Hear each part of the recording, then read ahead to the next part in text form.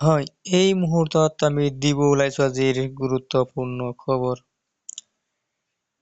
এখাঙা ছবিগৃহত বৃদ্ধি পাইছে ৰৈ ৰৈ বিনালেৰ টিকটেৰ মূল্য সামাজিক মাধ্যমত স্পষ্টীকৰণ। হঠাৎ একাংশ ছবিগৃহত টিকটৰ দাম বৃদ্ধি অভিযোগ উত্থাপন হৈছে, যাক লৈ সামাজিক মাধ্যমত চৰ্চা হৈছে। বিভিন্নজনে কৰিছে বিভিন্ন মন্তব্য। জবিনক লৈ ব্যৱসায় নকৰিবলৈ আহ্বান অনুৰাগীয়ে।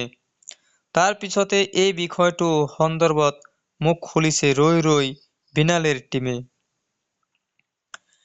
কেৱল জবিন নহয়, এতিয়া অসমীয়াৰ সপোনৰ ছবি ৰৈ ৰৈ বিনালে এতিয়া ৩১ অক্টোবৰত অসমৰ ছবিগৃহলৈ আহি আছে নতুন অসমীয়া ছবি ৰৈ ৰৈ বিনালে।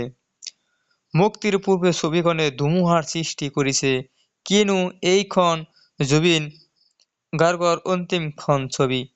শুকুৰবাৰে ছবিখনৰ অগ্ৰিম টিকেট বুকিং আৰম্ভ কৰি দিয়া হয়, কিন্তু টিকট মুকলি কৰাৰ পিছতে ঘূৰিলে অভিলেখ।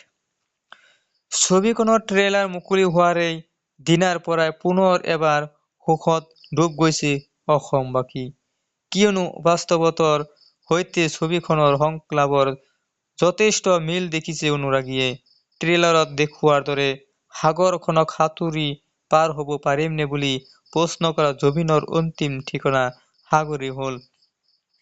ছবিখনৰ অগ্ৰিম টিকট বিক্ৰীৰ পিছতে সকলো ছবিগৃহ ইতিমধ্যে হাউচফুল। ইয়াৰ বাবে বুক মাই শ্ব'ৰ টিকট চাৰ্চ লিষ্টতো আহিছে অসমীয়া ছবি ৰৈ ৰৈ বিনালে।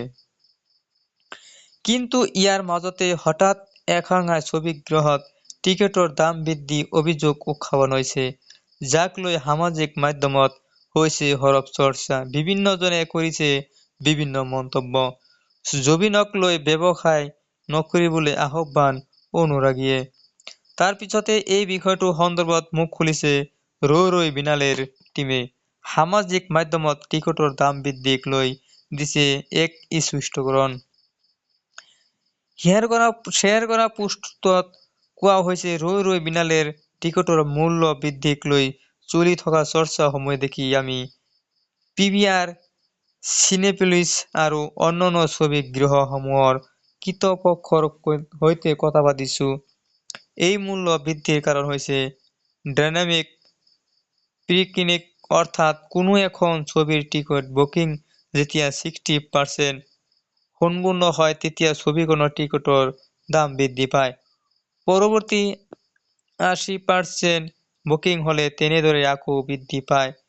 এই ডাইনামিক প্ৰি-কিনিং সকলো চিনেমাৰ ক্ষেত্ৰতে প্ৰযোজ্য হয়।